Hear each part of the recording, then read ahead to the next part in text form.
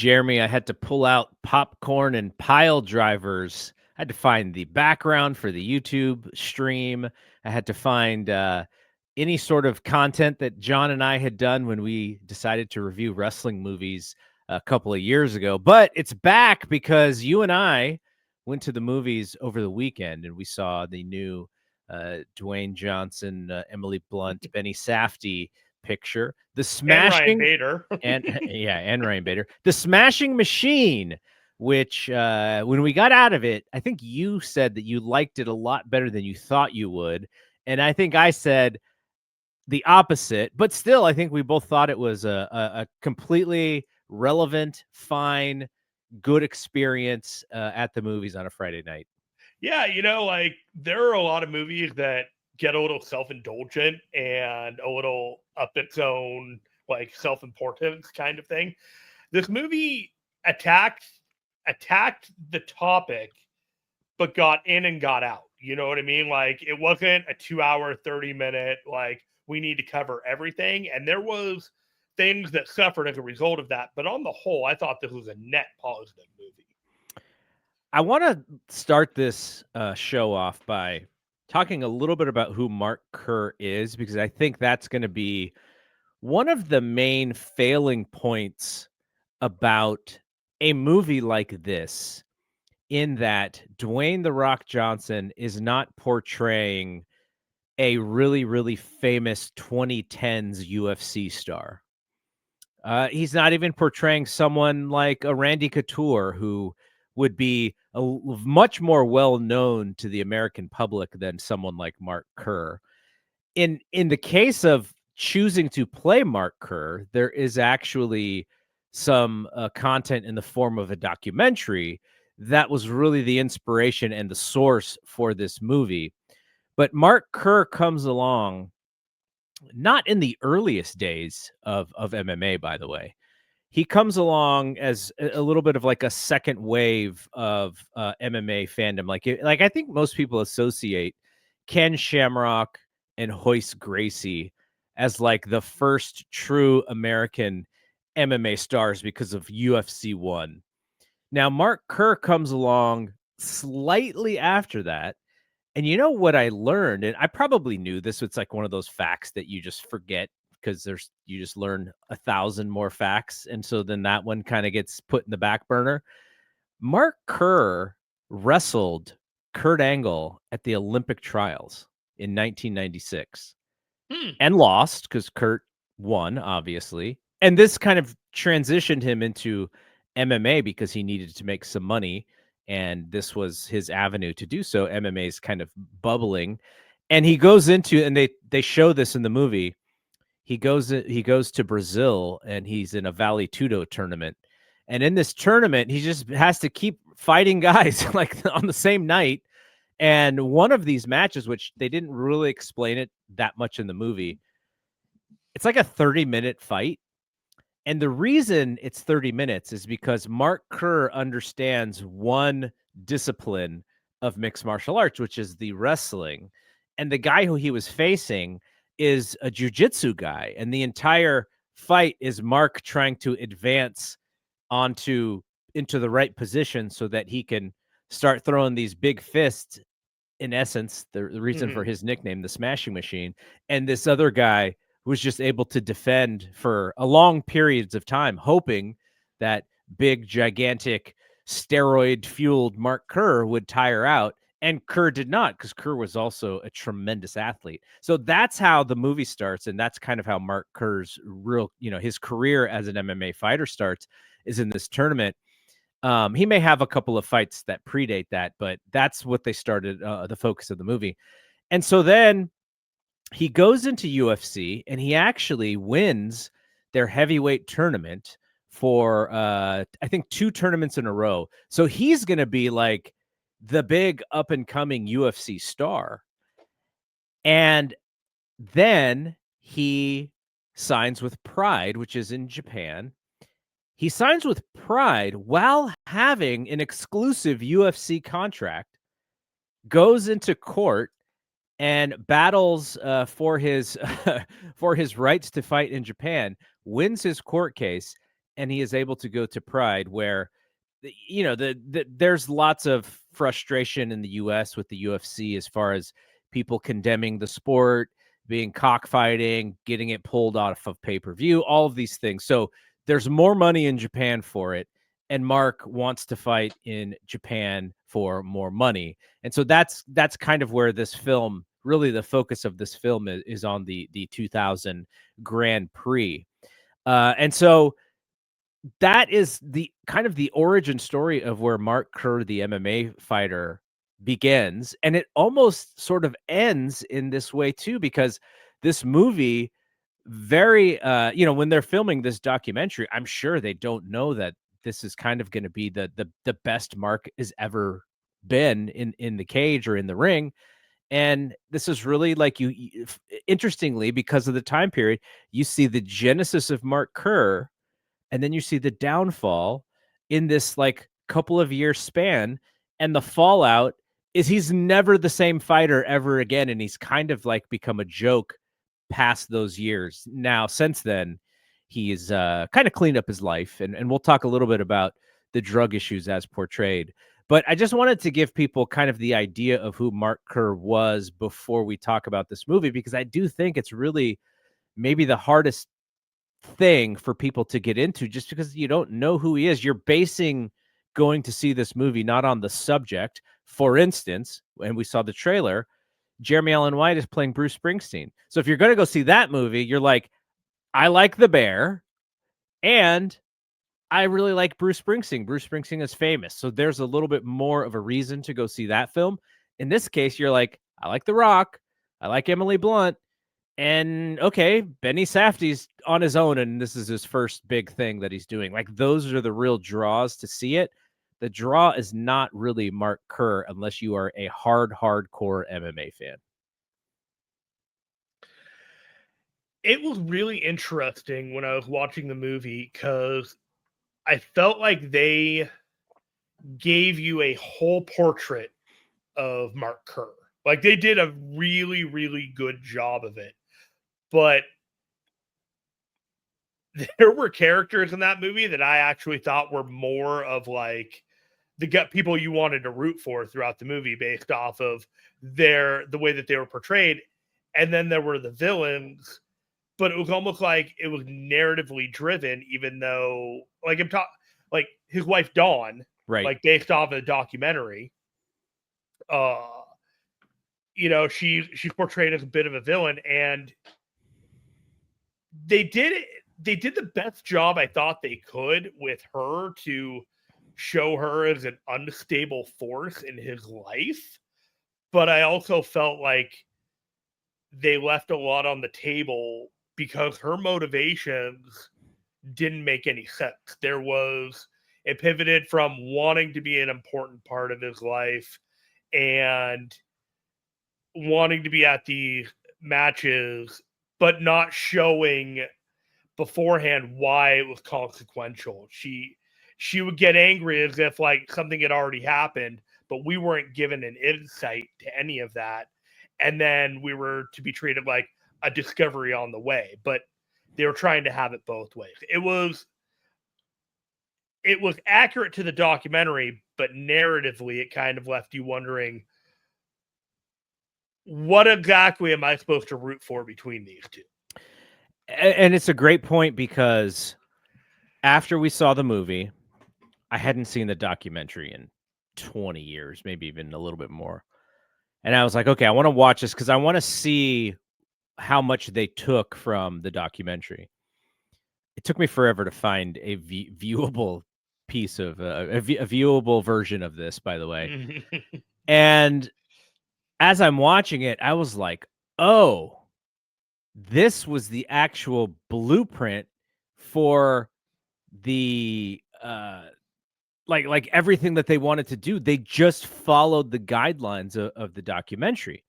Now, in one sense, there is structure in that documentary that is sort of magical in a way that I'm sure they didn't even realize it was magic as they were making it. Luck have it that Mark Kerr is so honest about his drug issues in this documentary. Luck have it, Pride builds this tournament where Mark Kerr may have to face his buddy Mark Coleman, and Mark Kerr loses the fight to get to that match to fight Mark Coleman. And Mark Coleman, who's kind of the washed up guy, and Mark Kerr is like the new hotness guy. Mark Coleman's the one who overcomes and turns back the clock a little bit to win that fight. So you have this like real interesting juxtaposition with both of these guys. And one of the negatives about following the Smashing Machine blueprint is I kind of wish, even if it was a little bit fictionalized, I would have loved to see a little bit more of the brotherhood in that sport, from amateur wrestling to the early iterations of MMA. Like a lot of what MMA became were guys who were phasing out because there's no money in collegiate wrestling, realizing that they could actually fight, even if they were not fighters like some of these jiu-jitsu players were, but they could utilize their athleticism and skill set to make money. And there is a brotherhood in that because it's kind of an ironing, sharpening iron kind of thing when you're training. I would have loved to see that aspect of Mark Kerr and Mark Coleman fleshed out more. Again, maybe narratively and fictionally, a little bit more so than what the documentary said. And I feel the same way about his relationship with Dawn, because all we saw, like, I have no idea what attracted them to each other. Right. In real life, and this is post movie coming out, Mark Kerr's been interviewed a ton, and he had a quote that said something to the effect of, "She was just a girl who wanted me to love her. I was just a boy who had no idea how to love her." Like, that's how he described their relationship. And even post the Smashing Machine, they eventually do get married and they have a child, and they were together for several years after that.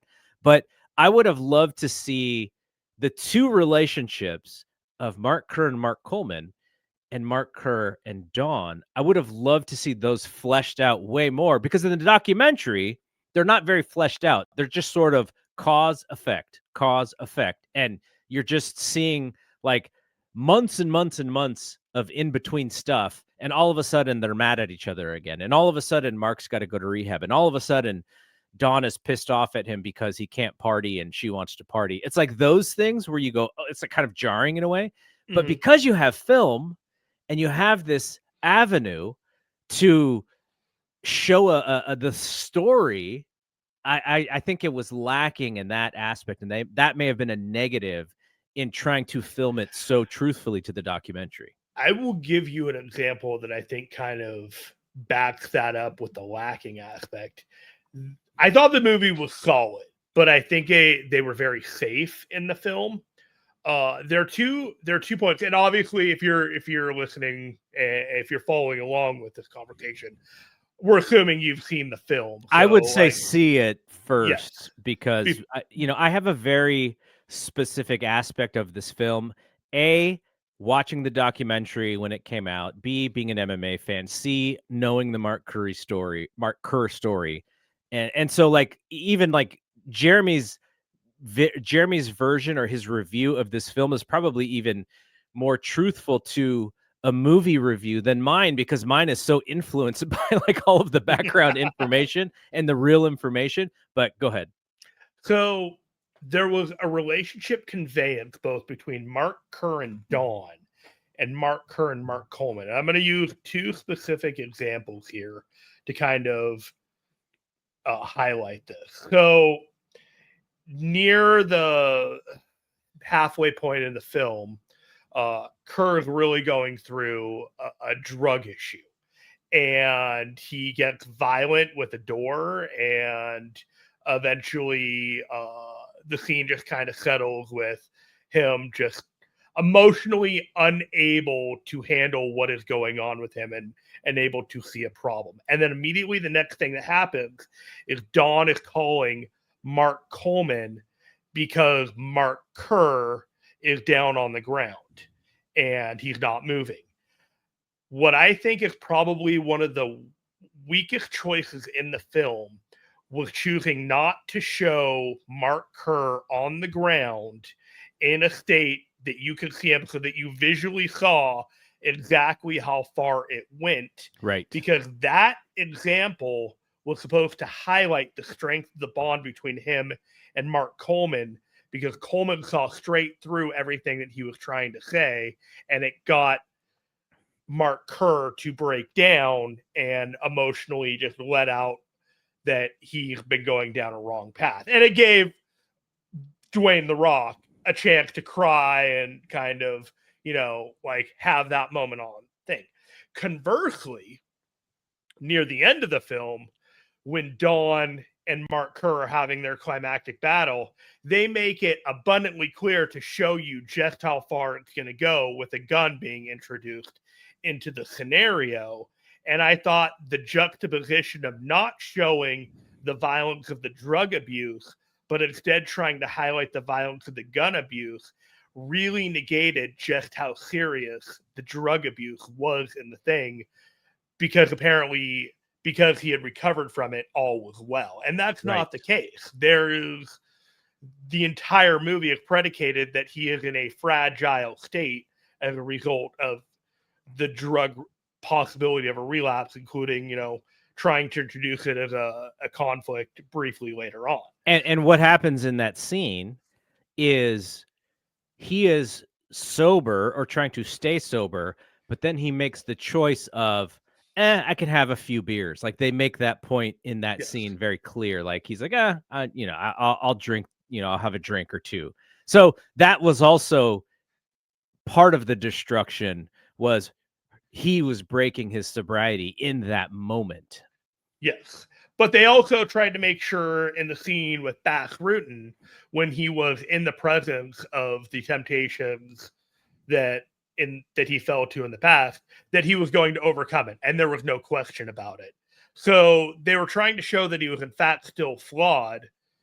And, if the movie didn't make it abundantly clear, I think they were suggesting that had he just dealt with his problems, he probably would have been a better fighter, but he was unable to deal with one problem and he buried it, and he tried to make it about another problem and another problem. So all these outside problems like Dawn was a problem, don't get me wrong, but all the problems were all compounded by decisions of him not to deal with the things that were in his life that were trouble. What would have been an interesting perspective, though also would not have done great business. And by the way, we're talking about the business of this movie. It is projected to do about $6 million over this weekend. And that was down from, I think as of last week, it was expected to do between 12 and 14. So it did like half of even last week of what it was projected to do. Some of that is a Taylor Swift, like, bombardment. Taylor Swift is WWE here, man. Like the Smashing Machine and one battle after another. They're like, hey, this is our weekend. And Taylor's like, well, I'm programming against you, brothers. And she came and stole the weekend. Good for Taylor, though. I literally didn't know a Taylor Swift album was dropping because I'm like pop culturally handicapped, I think, lately. I thought you were going to say because you're a mid-40s-year-old male. That's what No, I just wasn't paying attention. Like, it just showed up on the feed. I'm like, dropping at midnight tonight? God, I'm so out of touch.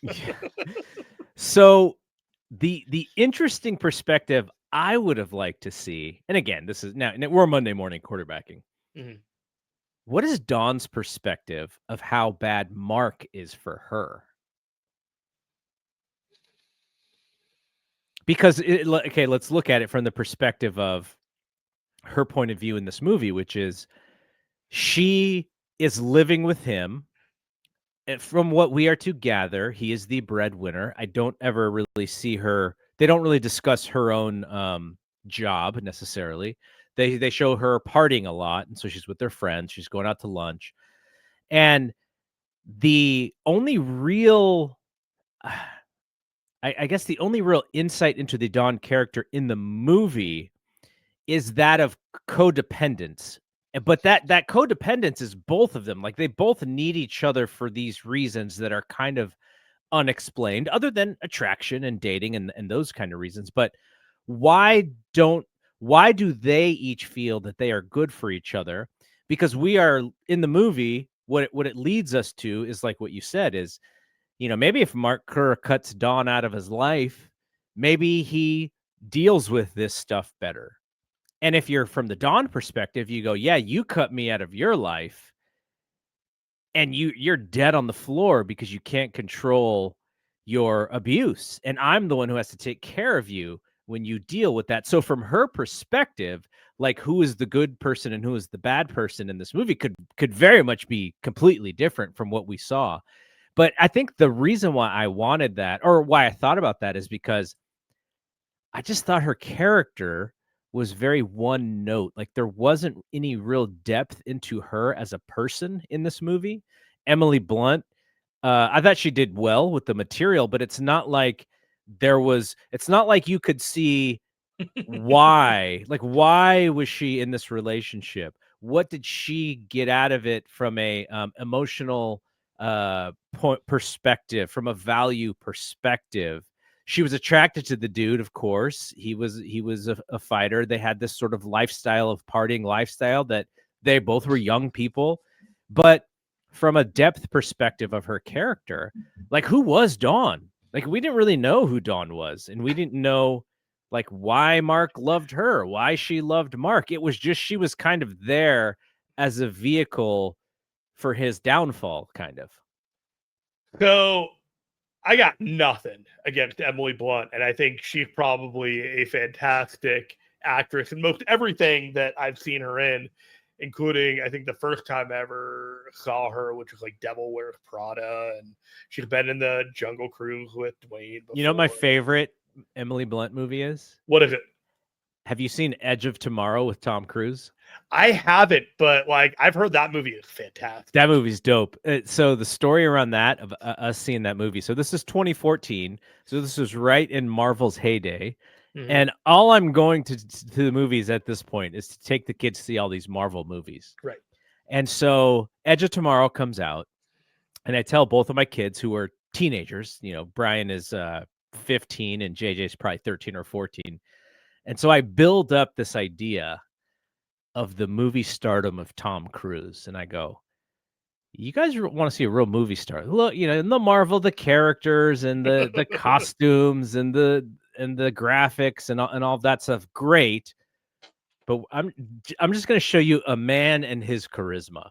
And they're like, all right, we'll go see this movie with you. And they come out of it parroting my words to their friends at school the next morning. You guys want to see a movie star? Tom Cruise. What was the original name of that movie? Because that's not the movie. They changed the movie title for inexplicable reasons, and I don't remember what it was. We're veering off topic, but Emily Blunt. I have it. Edge of Tomorrow was not officially renamed, but the tagline "Live, Die, Repeat" was added to the title for home video release, creating a dual title format: Live, Die, Repeat, Edge of Tomorrow. This change was made after Edge of Tomorrow failed to perform well at the box office. Yes. The studio believed the tagline was more effective. And speaking of Marvel, Emily Blunt was one of the 2 finalists to play Black Widow, but the role actually went to Scarlett Johansson. So ScarJo was probably like, man, I should have let her have that one. But so Emily had a fantastic career, but I liken this to her being in her Elizabeth Taylor, I'm going to choose some scenery with what I've given. I'm doing a film with my friend The Rock, who I've done plenty of these before. This is a serious film, and I can contribute to it. And, there are aspects to her character that feel like it was edited out. Motivations, aspects. It was like you had the bullet points. You had to show her volatile. You had to show her be the Tempest. You had to show the impact of what her presence wrought onto her, and then you have to show the aftermath. And she wasn't particularly served well by the editing of this film because, to put it politely, every time she was supposed to be at a 4 or a 5, she was at a 7 or an 8, and it was pretty thorough throughout it. If she was angry, she was very angry. If she was upset, she was very upset. But you almost you almost couldn't tell what her issue was because she became infantilizing both to herself and to Mark, and then the scene would just end without any real conclusion. There was no moment in it where either one of them had any kind of healthy boundary with each other. And in fact, what we got was, after he lost his fight, they got married 10 days later. And then they divorced 6 years after that. I'm like, not shocked whatsoever. Yeah, I hope they're both happy and doing well with their lives. She's been in some of the I think she was at the red carpet with Mark. So that was nice to see because they do share a son. But it would be very hard to look at that and see that being if you were Dawn in real life, and you may or may not have that self-awareness of your partying and the decisions and all that being representative, like to be that person, and if that's what your lasting impact is as a supporting character, is to be a tempest in a tea kettle for the main character, it's both not great for the portrayal of women as supporting characters in movies in general. And while I like Emily Blunt, and I thought, given what she was asked to do in the role, she over-delivered, maybe in a bad way. She was one of the things that I thought was potentially a negative, but I also need to caveat that with, I'm not entirely sure that was her fault. What do you think some of her choices to play Dawn in this really like loud way were to offset the story of the gentle giant? And Mark Kerr was portrayed in the documentary as very much a gentle giant, but Dwayne, he even did it. I feel like he overdid the gentle giant aspect of it, so much so to the point that I thought he played Mark Kerr a little bit like a simpleton. The Yeah. the documentary, Mark Kerr is a very savvy individual. He's not like a, he's very conversational and he's very thoughtful, but he's very savvy. That's the thing that I took out of that documentary. He's also a con man because he's a drug addict and he's trying to give reasons for him being sick. There's one scene in the documentary where he's telling the Pride officials, because he had to cancel one of his fights because he was in rehab. He basically lied to them and said that he had just a medical issue that caused, like, his heart, there's something wrong with his heart and he had to pull out. And so it's almost like the fake story of maybe these steroids I'm taking aren't great for me. That was the story that he told the Pride officials versus, yeah, I was in drug rehab. Like, there's some cowardice to being in drug rehab, I'm assuming. But so in that instance, like, he was a con man in making sure that he didn't lose his contract, right? Maybe in the contract it said, if you ever get caught up in something like that, because as we know, in Japan, it has looked much more poorly down upon when it comes to stuff like that than in the US. And so he is savvy in that way, little pro wrestling con man thrown in. But Dwayne almost plays it naively. And that is part of the performance that I didn't like even more after rewatching the Smashing Machine documentary. We talked about this on air, and I knew you had felt this way based off of the conversation you had on Wrestling Observer Radio with Dave when you were talking about your thoughts about this movie. And my immediate takeaway when I'd heard you said it was that I more felt like Mark Kerr was portrayed as emotionally unprepared for the pressures of what he was trying to achieve. Like, I'm just going to go out there, I'm going to fight, I'm going to win, and that's all I have to do. And even when that first journalist in the movie asked him, well, what if you lose? Yeah. And he's like, well, I'm not going to lose. Or I haven't really considered that, because that's like, if I do, that changes everything. And anyone, like every journalist is trying to tell him, like, bro, you're gonna lose at some point. Like, what are you going to do?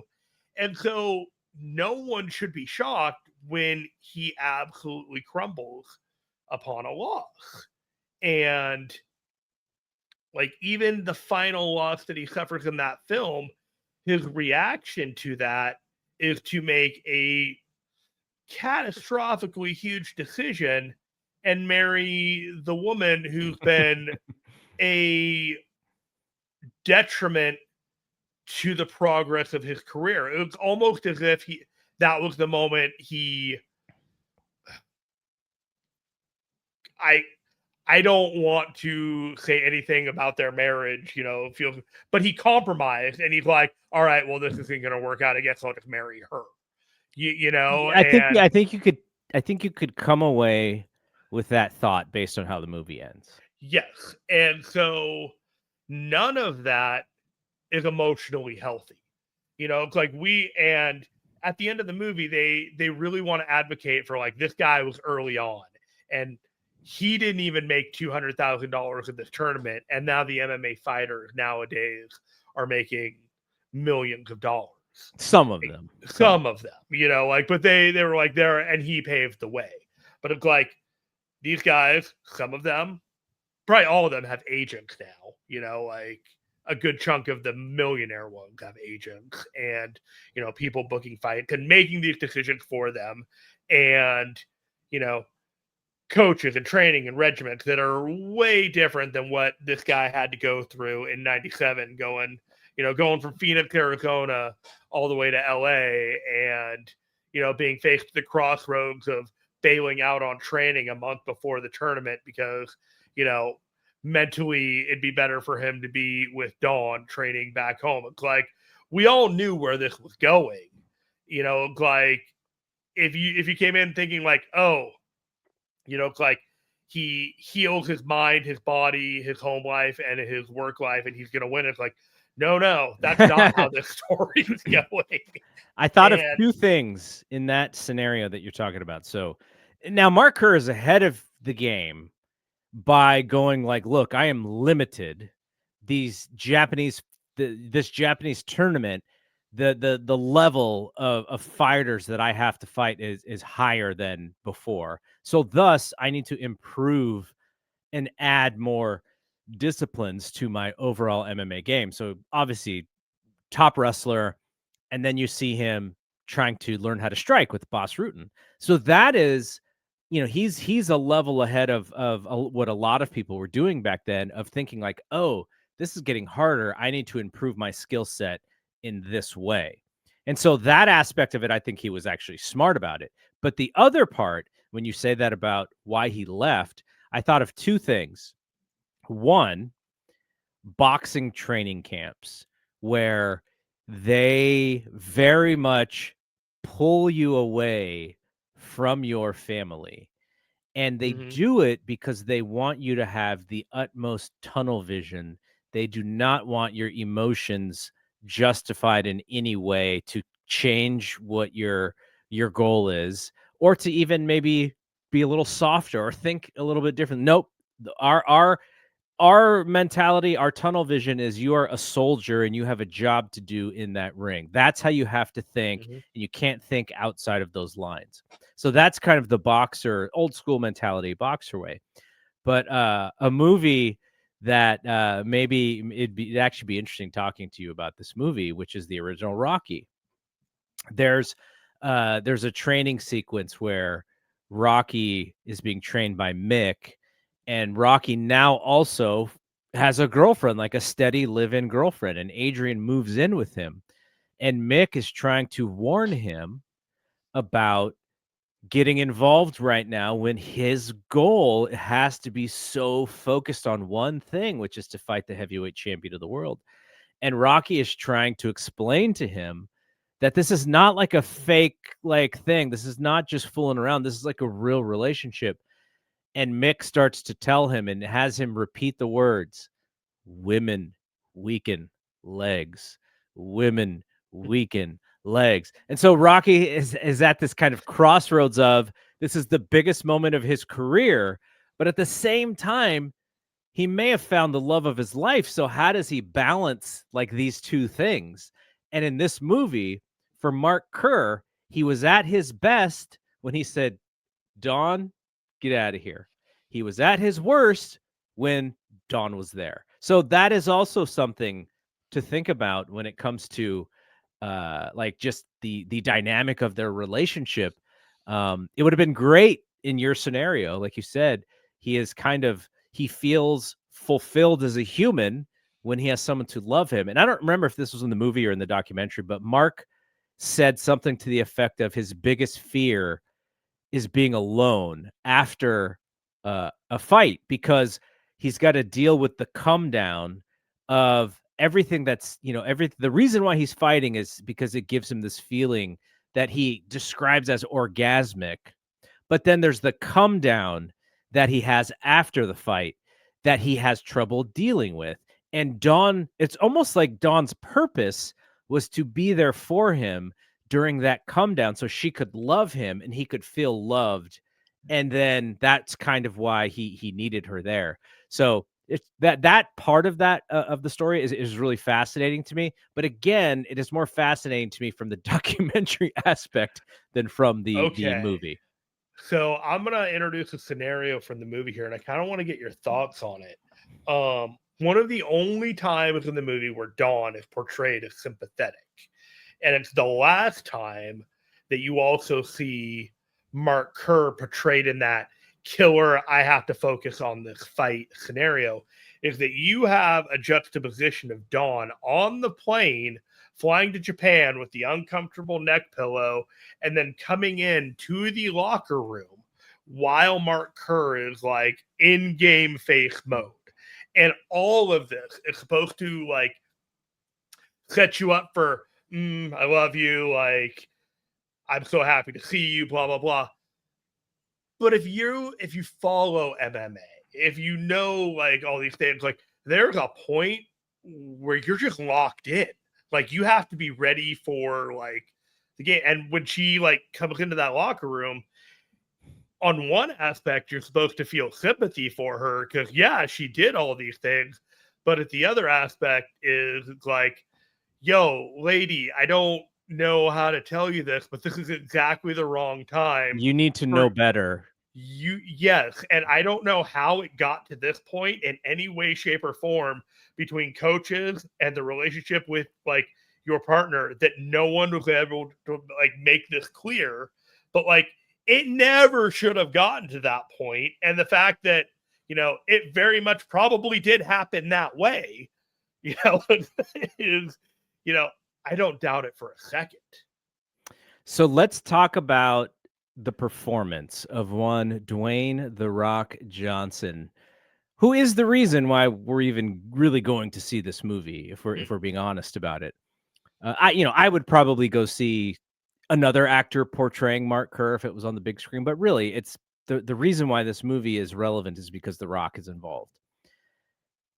Now, what was it? Was it the Venice Film Festival or one of the film festivals where this man starts crying because of the reception that he is getting from the crowd after seeing the movie?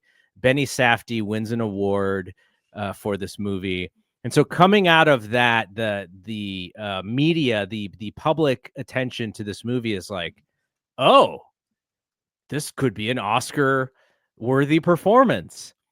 And I never bought that because one, I just don't think, other than being a token, I don't think that they would necessarily vote for a performance in this style of film. Now, if Rock decided to play a drug-addled old man and the same emotions come out, I could see them falling in love with that kind of performance, but not this like version of him with a little bit of soul. Because if you look at his body and you look at the physicality, it is still very much in the frame of a normal Rock performance where he's using his body and he's using the bigness of his personality. Now, I will also say that I thought this was probably his best performance. I just didn't buy that the Academy would vote for this kind of performance. Now, maybe they will, and I'll look stupid in a couple months. But this is a direct, at least to me, this is a direct response to kind of how he dirtied his own career with the Black Adam performance, with trying to do like a little bit of a takeover of DC, the story of him being so dialed into his performance and his time management that he would just pee in bottles and leave them around. Like there's some bad PR for this dude who seemed to be at a point in his career where he was a little immune to that kind of stuff, and then it just hits him like just like right out of the just all at once. Then he does WrestleMania. He's back in WWE. That helps him kind of get back into the good graces of some folks. And so him doing this I thought was very smart. I thought it was an interesting project, but I also don't think it was that much outside of the lines to where people will really look at him as a different guy. I think there's enough in the performance where you're like, "Oh, I didn't know he could do that." But still, he's a pro wrestler playing an MMA fighter, which a lot of the public, I'm sure, thinks is exactly the same thing. And so I just wonder if it's differentiated enough to where he truly will get that respect and he will get those accolades. I'm hopeful for it because I did think he was very vulnerable and just his soul was bearing out there in some instances. But I just worry about how the public at large, outside of our bubble, will kind of take this performance. I think that it's going to go over relatively well, albeit quiet. I think the 6 million that or the whatever it makes, um, I think this is the kind of movie that people will talk about. Hey, did you see that movie with The Rock as an MMA fighter and whatever streaming service it comes on? And he went to the Venice Film Festival and he got the 15-minute standing ovation. And I think part of the reason that he got that 15-minute standing ovation is that his peers saw him perform a role that, quite frankly, no one else would ever be able to do. He was uniquely qualified as a pro wrestler and ties to MMA that he understood the nuances of being an MMA fighter during that time. And, the way that they filmed the movie and everything had that graininess that almost reminded you of watching the documentary Beyond the Mat from 1997, where it was just kind of like that, like grainy film camera thing that's going straight to tape. That kind of thing. The entire film was shot that way, and it really helps with it. But I think for The Rock, it's gonna like this is one step in the plan. Like you can't just do this film and he's made as a serious actor. I think when you were talking about it yesterday, you're talking about like the Get Shorty sequel, like Pain and Gain and all that.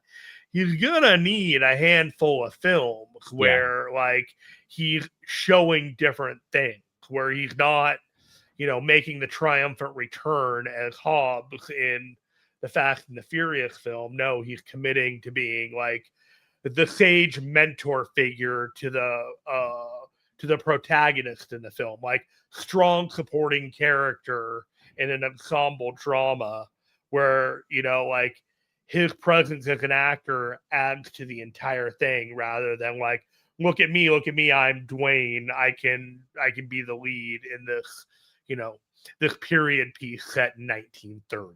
You know what I mean? Like there's a strategy here, but he's got to be smart about it because he's still Dwayne. Like you can only drop so much muscle. There's only so much of a wig that you can put on. There's only so much you can age forward or backwards. And no matter what you saw in this film, you didn't see Mark Kerr for a lot of it. You saw Dwayne playing Mark Kerr. And Dwayne did a really great job, I thought, in trying to portray what he thought were the complexities in Mark Kerr's personality and character and motivation. But it was still Dwayne. Mark Kerr's only 3 years older than Dwayne That makes in sense. real life. I mean, yeah, the age trapped. The Rock was pretty young when he was out of football and getting under his legs in 97, 98, 99 with Yeah. WWF. Yeah. Yeah, I really am interested in seeing the response at large. Unfortunately, it doesn't look like a lot of people are going to see this movie, so maybe that response happens on streaming in 4K or whenever those releases happen. But yeah, I would love to see him. Maybe it's one of the smaller awards. Maybe it's a Golden Globe or the different versions of the awards that where he can actually get some kudos because you know I think you're right in that he's got to play against grain in some other ways to really kind of show people that, hey, this is where I'm going. And this is, I've been acting now since 2001. And so I have like some movies under my belt. I've learned some things. And now here's the next phase of my career. But then he just signed on to do Jungle Cruise 3 at the same time. Like he'll always be in the Disney machine, right? Like Yeah. he'll always have he'll always be getting paid for the Moana stuff and the Jungle Cruise and whatever other franchise that quite simply he's perfect for. According to whoever's paying him the 25-30 million dollars per movie or whatever it's gonna be. I don't even know what he gets paid now per movie. Like, what do you think it is? If he's getting contracted for a movie, is it 25 million?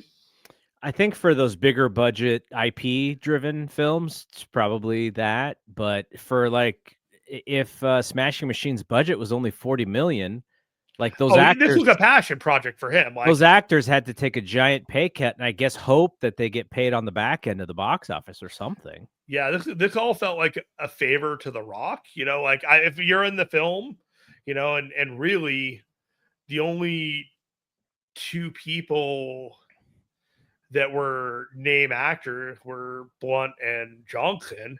And so like taken he could have been paid to scale and he would have been happy with it because he just wanted to make this movie and show that he was going to do it. Blunt, hell, you could have made half the budget just paying her just as a favor. But of the entire cast, the one that surprised me the most was Ryan Bader. Mm-hmm.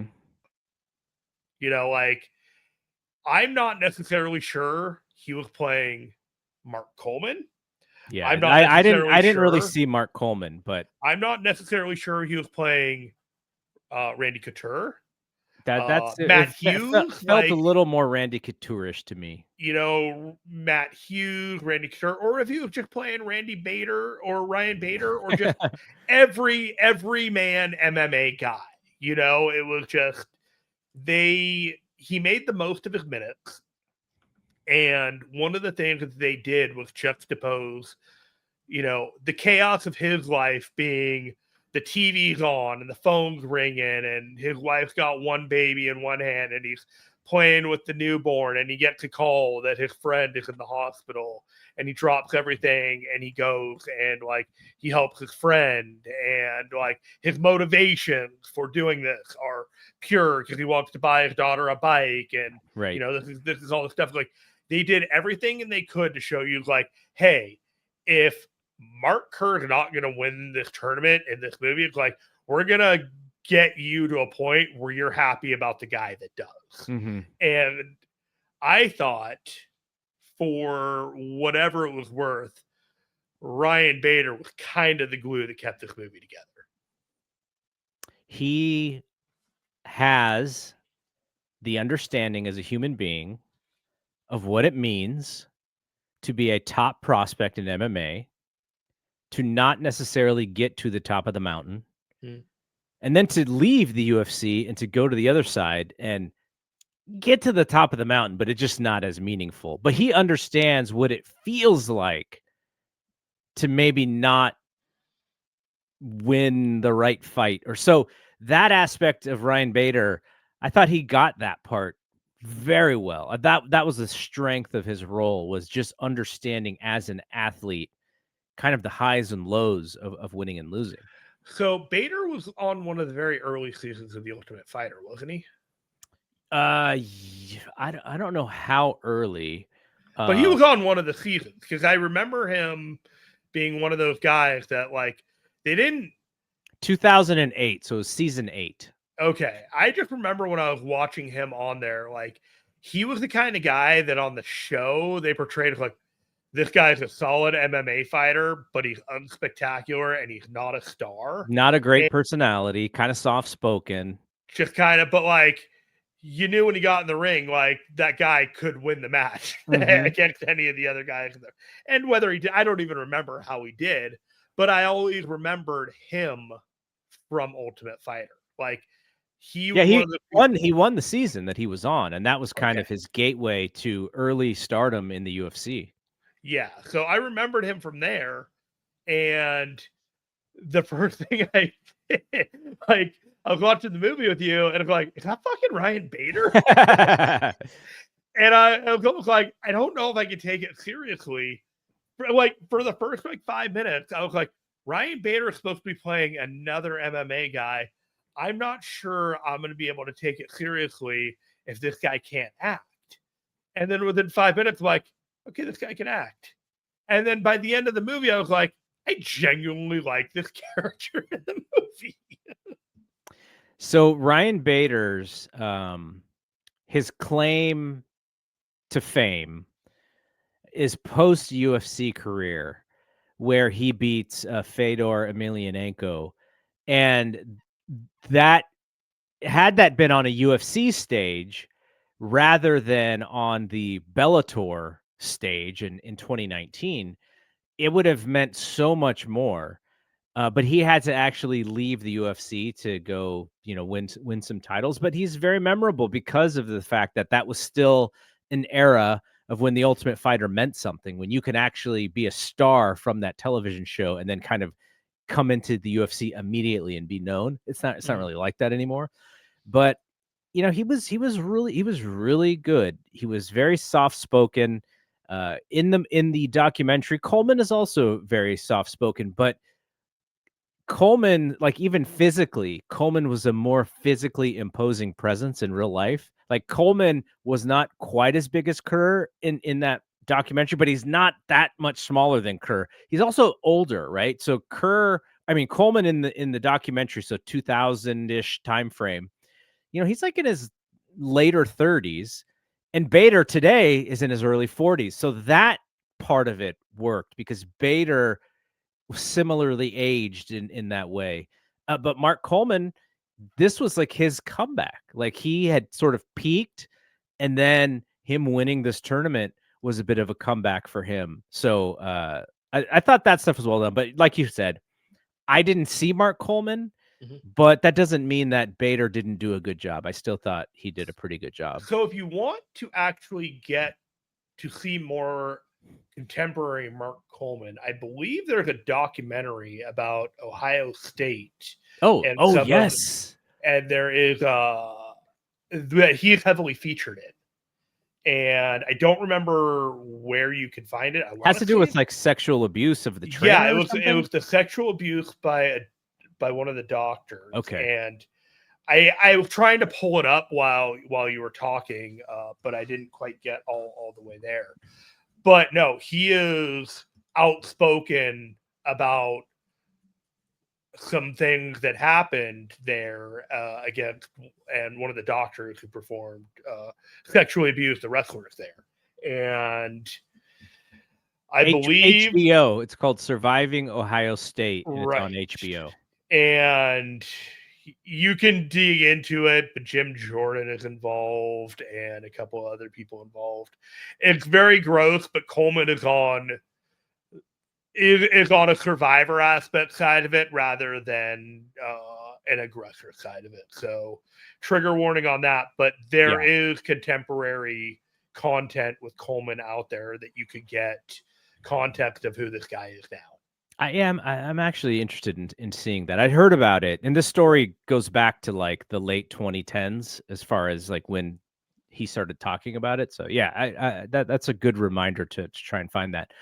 Okay, so do you have any predictions on how folks will sort of like where does this get placed in the Dewey Johnson filmography when it comes to what you remember as Rock's best characters or best performers? Because it's probably still going to be Fast and Furious, Moana. I'm not even sure what the next thing would be, but can a performance like this kind of jump up on the scale of what you will remember from Rock as an actor? What you mean, like his performance in Jumanji? Hey, I kind of like Jumanji. No, I mean, like I have not gone down the rabbit hole of seeing a whole lot of Rock movies, but there is a cadence, a performance, a style, a signature aspect of the Rock acting that you can get in almost all of his films. And the credit I will give to him in this is that I felt like it was Dwayne Johnson trying to act in this role. And he put all of his passion, all of his energy, every iota of him trying to be a legitimate actor was on display here. For that, I'm going to say it's probably in the top 20% of all of his roles. Probably his most serious attempt at a serious role. And for the most part, it succeeded. You know? All right, let's do this to end the show here. I pulled up the filmography Let's do it. as Thank you for rescuing me. as Wikipedia has it. So Sure. 2001, The Mummy Returns. I never saw it. Classic. Was it good? No, it's terrible, and he's only in it for like a couple of split seconds. As the Scorpion King. As the score, it's like he was on principal photography for maybe like 2 weeks, and then the CGI is terrible. And this is actually, if you remember, wrestling fans will remember this. 2001, WrestleMania 17, he loses to Stone Cold Steve Austin. The very next night on Raw, he gets attacked in the cage.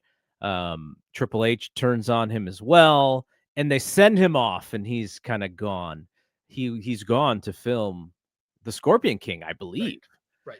So 2001, I don't even know what this movie is. An American comedy directed by Lionel C. Martin and co-written by Lou Pearlman, which is as a promotional tool to promote acting debuts of folks from NSYNC, O-Town, and Natural. Yeah, Pearlman was the manager. He was the con man, scam artist, manager of all those boy bands. So this movie is called Long Shot, and this sounds like a ridiculous movie, but he plays a mugger in this movie. So small part. I've never seen it. Was that before or after his classic debut in Star Trek Voyager? Oh, I don't even have that on here because it's only looking at movies. Okay, 2002, I went to see this at the movies. Me and a coworker, we took a long lunch to go see it. 2002, The Scorpion King, his first lead role, which I remember. I've only seen this once. When I went to the theater, I had to support my guy.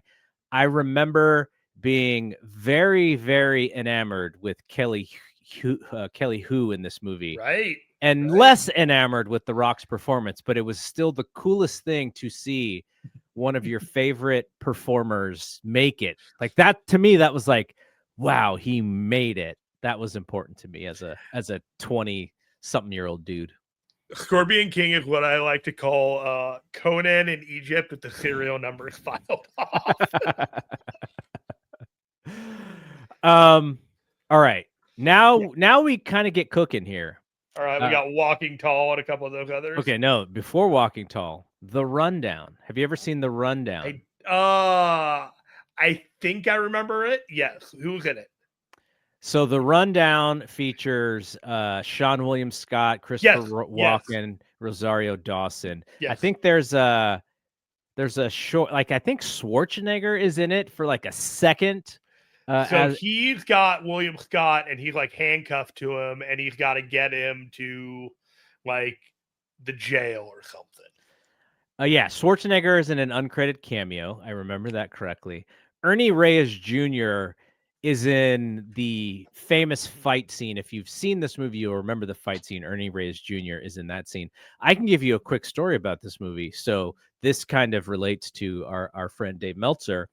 So my buddy Ed worked at the Gold's Gym that Dave would go to, and Dave's buddy had gone to. And so Dave's buddy and my friend, they would always talk about wrestling whenever they would come to the gym. And so his buddy's like, "Oh, you guys should come watch the UFC at Dave's house." And my buddy knew that I was a big Dave fan because I subscribed to the Observer, and he was like, "Hey, we got this chance to go to watch a UFC show at Dave Meltzer's house." And I was like, "Wow, that's pretty amazing." And so the card, and I just looked at it to make sure. The card is UFC 44, Randy Couture against Tito Ortiz. Wow, And I remember so that. and so I'm like, "Oh my gosh, like this is amazing." And then I remember that my ex-wife and I I had do bought remember this tickets to story. see the rundown.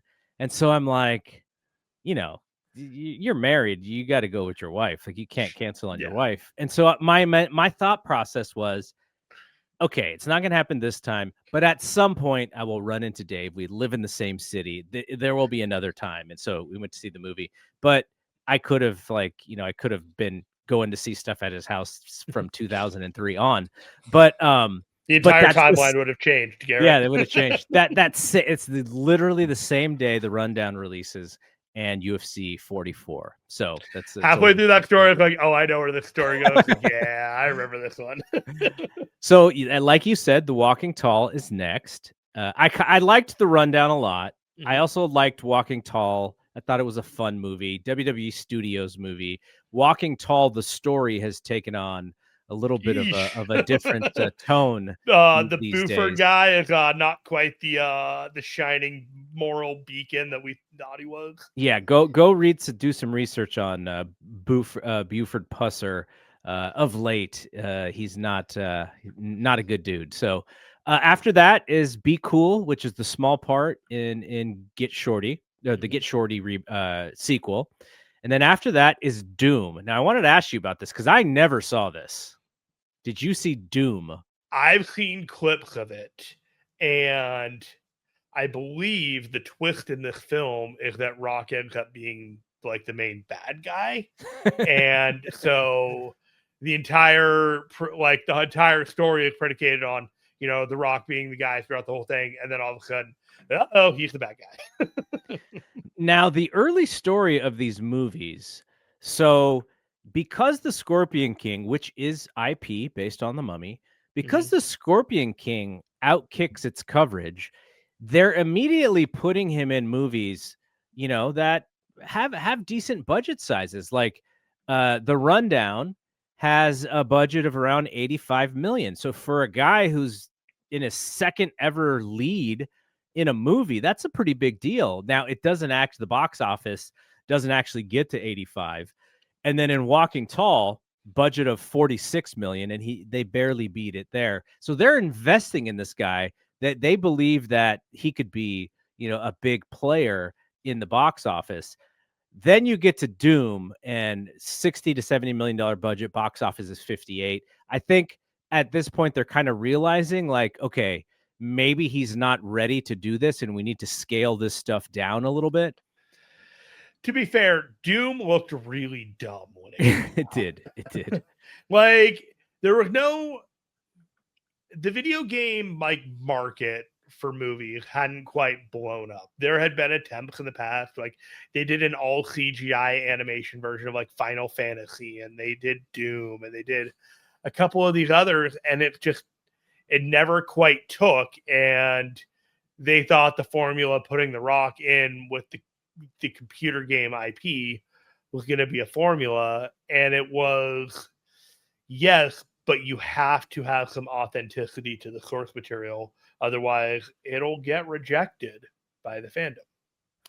So then he does a small movie called Southland Tales, which I have also not seen. Sean William Scott, Sarah Michelle Gellar, Christopher Lambert, Nora Dunn.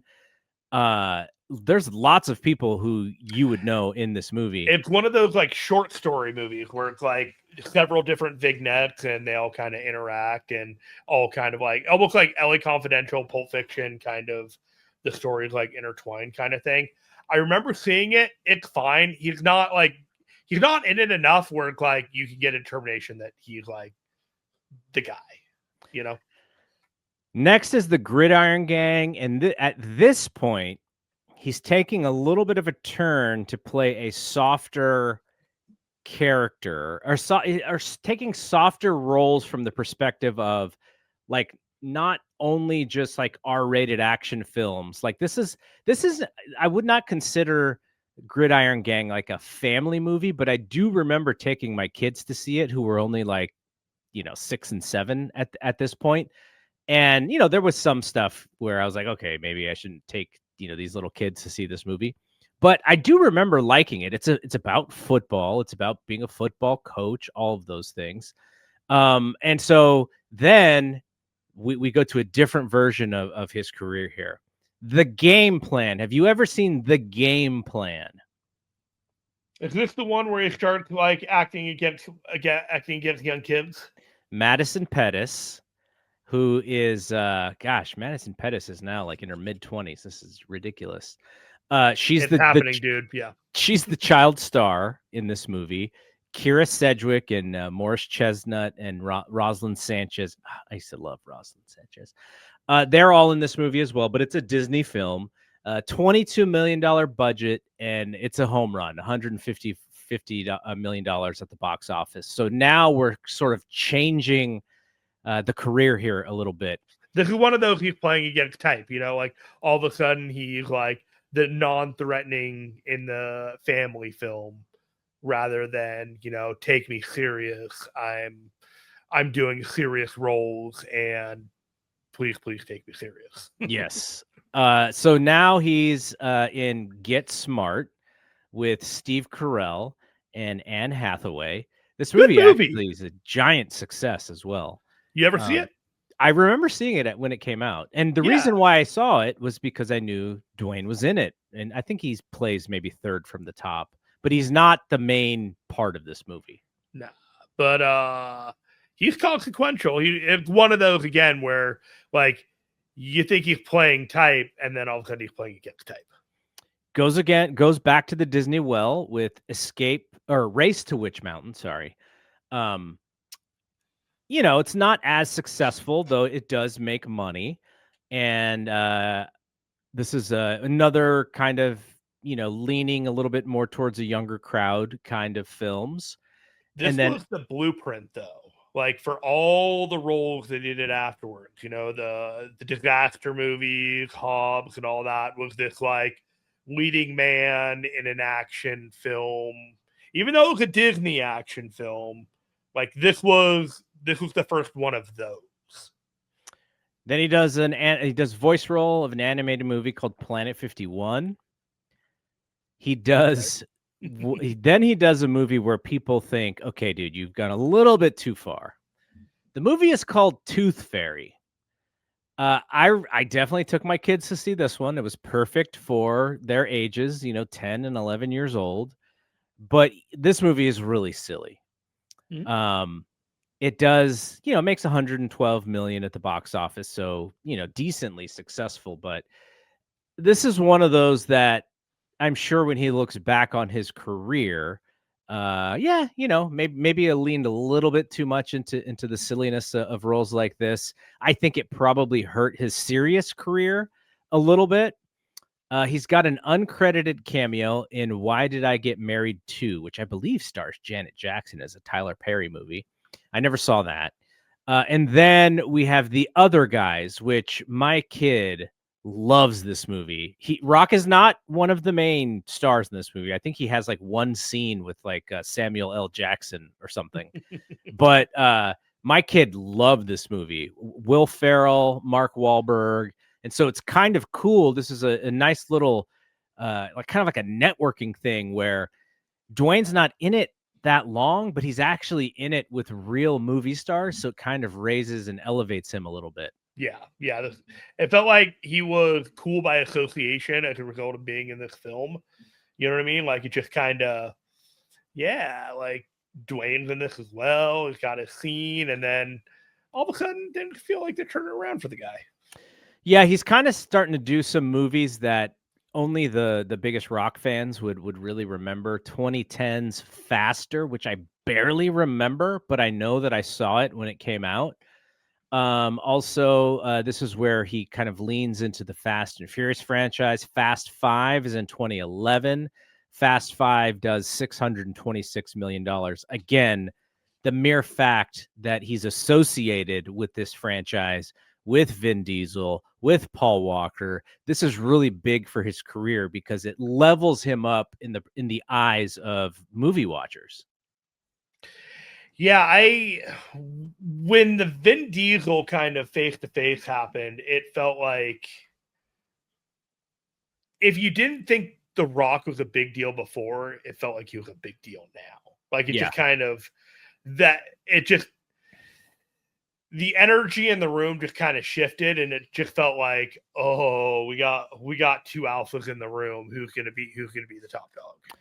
All right, then he does Snitch, which I also remember seeing, but I really don't remember what it's about. And now this is where I need your take, because I remember watching this movie, but I don't remember if it was good, if it was bad.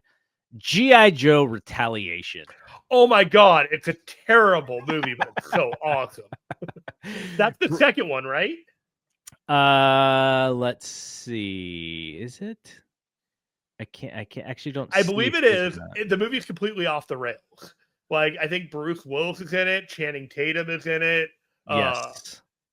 And like half the cast dies right out the gate. And The Rock, I think, plays one of the supporting guys. He just guy in a tank with like wearing the muscle shirt. I don't remember exactly what guy. But if you tell me the name, I'll be like, yep, that's right. But yeah, if you ever just want to like turn your brain off and watch a stupid fucking action movie, pardon the language, this is one of those movies that you just turn on a rainy Sunday afternoon and just let the time pass. Adrian Palicki, who is my Friday Night Lights queen, was in this movie, so that was also another reason for me to check it out. And then one of the weirder movies that he's ever done, Pain and Gain from 2013, Mark Wahlberg, Dwayne Johnson, Anthony Mackie. This was a weird movie. There's some fun memes that come out of this movie just because of how odd of a black comedy it is, and it's Rock. You know, he's also being very vulnerable in this movie. But some of it is him just being his goofy self. But yeah, I mean, he's also a gigantic human in this movie. Yeah, that was one of those movies that I've never seen from beginning to end all the way through, but there was a solid period for about 10 years there where you could just turn on the TV and part of it was on. Yeah. Fast and Furious 6. So we get back to hanging out with this crew. Actually does it even better than Fast 5. So now he's just involved in this franchise. Mm-hmm. He's in this movie called Empire State, which I've never seen. I don't even think it had a release in the theater. Him and Liam Hemsworth and Emma Roberts, never seen it. Then Hercules, which is infamous in a way because right after he does his match with John Cena, he tears it was like tears the muscle off of his pelvis or something, like his hip. Rip. And the whole idea behind Hercules was that you didn't need any CGI because Dwayne was going to get so big that the idea of who Hercules was going to be Dwayne Johnson. This was going to be your version of what you thought Hercules looked like because he was going to get so big. So they actually had to delay the movie a little bit because of his injury. I remember seeing this movie. I remember thinking that like this dude's kind of out of control a little bit with the physique. Big budget. It's not a gigantic success, but it still makes $244 million. So, you know, they're really they're really relying on him to be able to open stuff because I don't even remember who any of the other actors were in this movie. That one was rough because they actually had to delay production for 4 months, which cost them an enormous amount of money. So even that 245 is mitigated by months of lost money that, you kind of have to take into account. And it also changed how The Rock would wrestle going forward because he couldn't commit to these matches on predication of getting injured and then costing the studio's time and money. So everything changed after that. And frankly, the movie wasn't good enough to justify any of it. Yeah. Fast 7 is where this Fast franchise really peaks. 1.5 billion at the box office. I think this is the one where I think Dwayne's not in it a ton, but like he breaks his arm. And then when they need him and he's got this broken arm and he's got the plaster cast, it's amazing. He just like straightens out the arm and the cast explodes. I think that's that one. He flexes his arm and he rams it against the wall and he says, "Time to go to work," or something like that. Was this also the one where maybe like the helicopter door is like open and he has to like physically close the door while they're in the air or something? There's like a silly scene like that. They're still Hobbs and Shaw. And okay, that one might be. I haven't seen that one. But that's on that list of like one day I'm gonna just get messed up and just watch a movie. San Andreas, about the earthquake, is after that. This is pretty successful too. It almost makes $500 million. I remember seeing this movie. I give all the credit to Carla Gugino in this movie. She's attractive.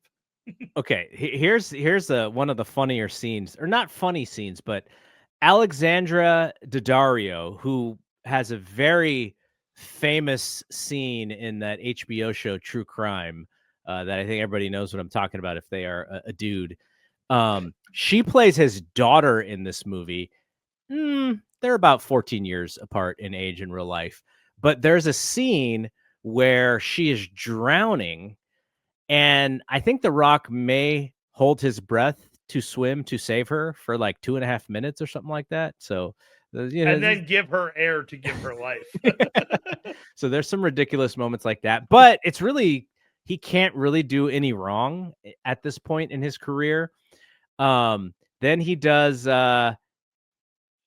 Central Intelligence, which is kind of a weird movie for him as well. He's kind of a goofy character, like kind of a mentally challenged character in some ways. With Kevin Hart, so this creates like their bromance. Their version of a buddy cop movie. Their version, $217 million at the box office.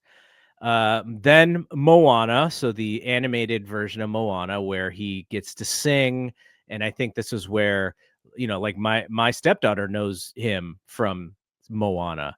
She doesn't call him Dwayne The Rock Johnson. She just calls him The Rock Johnson. Like that's how she knows him as. That's the right way to call him. And I was asking somebody about that, and they think it has something to do with like Roblox or something, that maybe like they have a character named The Rock Johnson. I don't know. Somebody told me that, but okay. Moana, just huge deal. Like just a crazy, insane. And he's still benefiting off of that. And Moana 2 came out. Now there's the live action Moana that's coming out.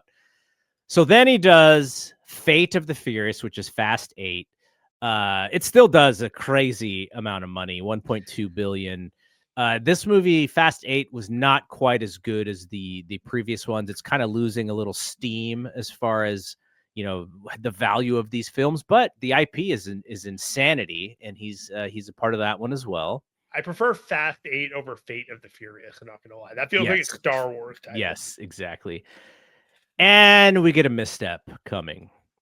2017's Baywatch. Yeah, that movie was terrible. It was really bad, though. The Rock and Zac Efron with their t-shirts off. The same Alexandra Daddario whom he plays her father in a previous film is now one of the lifeguards with him. Pam and David Hasselhoff have, they come back and they do a little fun stuff for this movie. I actually had tickets to the premiere because I think that they realized that it wasn't playing very well in their like their previews and such. And the movie, like you said, the movie's not good at all. It still makes $177 million, but was not the. I think the I intent was, wonder why people spent money to go see that movie. yeah. Well, the intent was we're gonna make fun of this thing that had a life on cable television and syndication, and we're gonna have fun with it and make fun of it. But I think the joke was kind of on them. Like the joke wasn't on, on the. It was like the joke was the fact that they made a movie about it more so. That movie to me is the personification of actors and actresses having to objectify themselves to extremely unhealthy degrees in order to get a paycheck. Because watching Zac Efron and him talking afterwards about how he had to starve himself and doing all these things and never putting himself in that situation like he did in that movie is like, it's a sobering thought that, they wanted to get laughs, but those laughs were predicated on making sure that people enjoyed the what they were looking at during that movie. Jumanji, which is the remake of the Robin Williams film from the 90s, almost does $1 billion. Another Rock and Kevin Hart buddy movie, though Jack Black is in this one as well. So that the IP stuff he's been very successful with. And Karen Gillan too. Karen Gillan. Guardians, right? Guardians and Doctor Who. Then he makes Rampage, which is a movie based on the video game from my youth. Almost as weird a misstep as Doom. The movie doesn't make a whole lot of sense, but it is fairly successful, which is really showing how hot he is in this moment. It almost not King Kong climbing buildings. Right. It's a winner.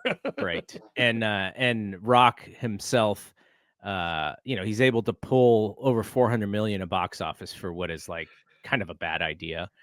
And then they go back to back, and he does Skyscraper, which is kind of like the same idea of the Rampage. $300 million in box office, so it loses a little steam from seeing him essentially do the same movie back to back. Then he produces Fighting with My Family. Have you ever seen this movie? I have. If we ever do another Popcorn and Piledrivers, maybe we watch this movie. I'm fine with that. I haven't seen it since I saw it in the theater, but I remember thinking this was pretty fun. I have very vivid recollection of that movie because it was one of the first movies I actually saw with my now wife. It was around that time that movie came out, and it was really interesting because the actress now is Florence Pugh is incredibly famous. Yeah. And this was the first time I think I remember seeing her in a film. And she did a great job with an idealized version of Soraya. But the other interesting thing was seeing this hilarious caricature of what WWE was and what it was going to be with Vince Vaughn as Canyon Seaman, and you have the 3 or 4 WWE NXT women that are supposed to be a couple of these women, but not really. Yeah. And you're trying to, and if you had watched like the NXT at the time, you could probably figure it out. But now I wouldn't be able to like put it all together. All right, we'll come back to this in a second, but Sure. he has a role as Black Adam in Shazam.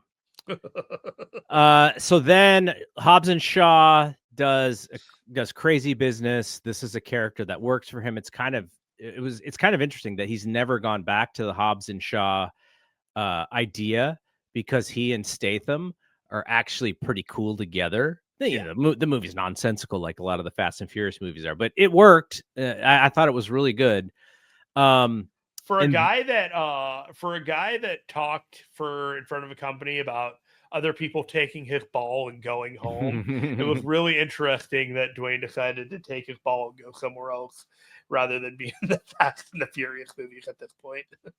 Jumanji 2 actually makes more money than the first one, so because the franchise rules. Franchise. Then he does Jungle Cruise, which also doesn't really do well. Actually, barely does more than the budget, but they keep this franchise going for some reason. And Him this and is Emily where the Blunt. relationship between Blunt and Johnson really starts. Yep.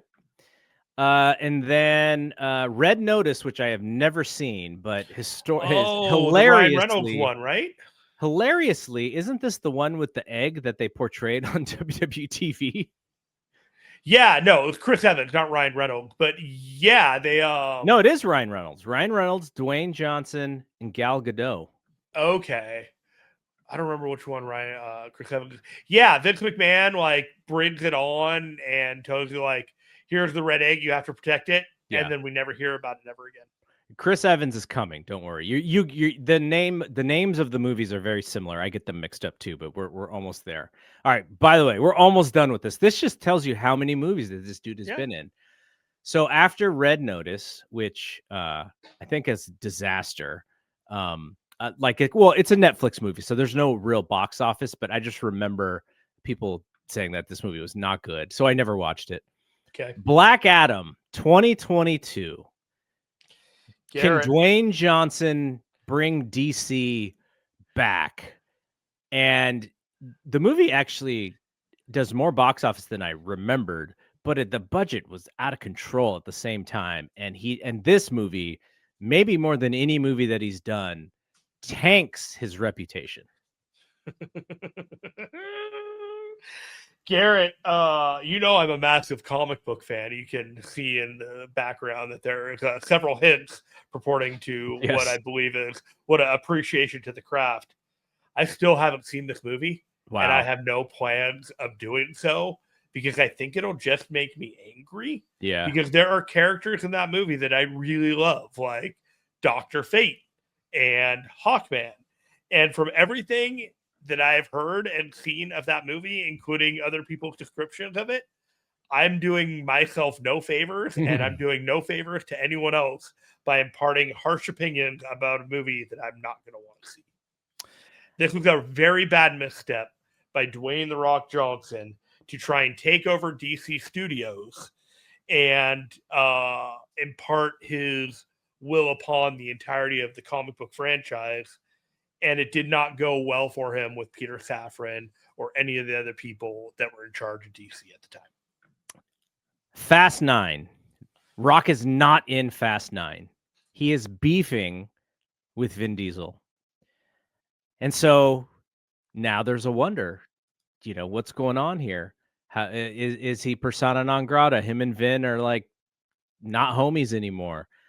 And he makes an uncredited cameo in Fast 10, kind of at the last minute from what I remember. Mm-hmm.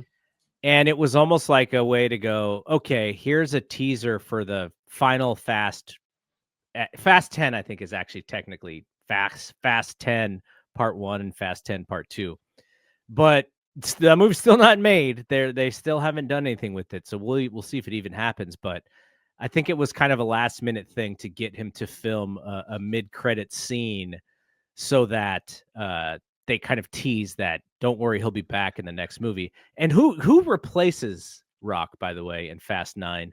None other than John Cena. John Cena plays Vin Diesel's brother in the movie. Right. Yeah, it's really funny that Rock came back to the franchise, given that he kind of fell on his face on another Warner Brothers franchise, and he kind of needed his ability to lay golden eggs was coming into doubt. So he kind of needed to, come a little softer and participate with the franchise and play ball. And so far, like, they're talking that the movie is going to have, if they're going to make another Fast movie, the final one, they're going to have to cut $50 million off this budget to consider making it. So really the chances of us seeing a wrap up to the Furious franchise is a little dicey. I think the Fast 10 budget was like over 450 million. We can't do that. Like, it's too indulgent. Yeah. Like they The car flew from space. Yeah, exactly. All right, we're almost done here. I promise. Red One is the movie you were thinking There of. you go. Chris Evans. Red One, Red Notice. Red One is like Amazon's most successful movie that they've ever put on the service, I think. It has a Christmas theme to it. It actually did make some money in the box office, but that wasn't really why they made the movie. I think certain people involved kind of wanted it to go to the box office, Rock included, so they kind of put it out there for a couple weeks, and then it's really just an Amazon Prime movie.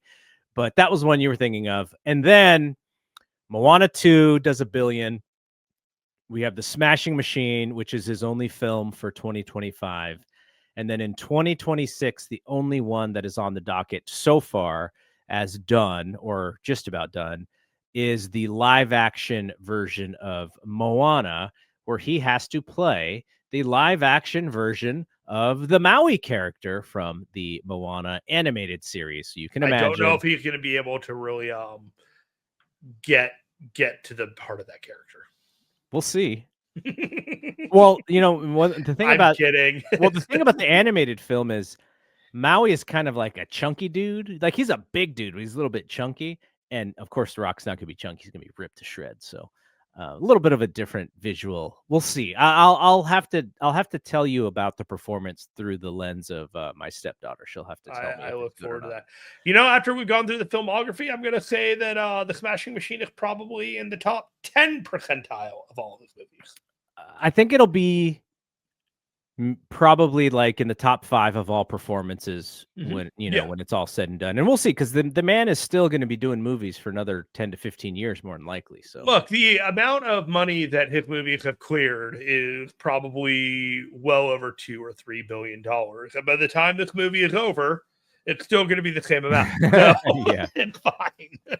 Yeah. It's a rough one from the business aspect, because we know how much of this is a business to him, and the idea of being able to open movies and the idea of being able to bring more people to the dance than people originally thought, that is part of what he believes that his role is. So this is probably going to be a little hurtful for him, but at the same time, I think he should really wear this one as this was a chance. It wasn't safe. It may have exposed him a little bit from a vulnerability aspect, but this is also kind of what people want from him at the same time. So I think it's going to be a net positive for his career, even if business-wise it is a negative. I will close with this. I think that the amount of money that he spent and put into it and what the money will come out of it is probably a fine compromise to him, because this is something that he wanted to do and he wanted to prove and to get validated on. And the fact that he had an opportunity to spend the amount of money to produce this movie in order to prove something that no one would cast him in otherwise, in order to see this vision. Like, there's a part of that, like, there's nothing money can buy out of that. Like, there's no cost to that for him. Like, he got this out of there. And when it comes to like A24, this isn't a studio that's looking to like make tons and tons and tons of money. Their goal is to make art house films at a low budget and recoup a decent return on that. And I think they'll still recoup a decent return on this movie. It's not going to be as quick as they thought. But a failure, I don't think in any way I would call this movie a failure, because even if it's a financial failure for the people who it most mattered to, I think it was a resounding success otherwise. All right, this is fun. We'll see. Maybe we'll do this again at some point, something that strikes our fancy. But I enjoyed talking about this with you. I know you have a real you have a real DNA for this the film stuff. So it's fun talking to somebody who really understands it at that level. Anytime, buddy. I'm here for you. All right. For Jeremy, I am Double G. We will see you when we see you. Peace out.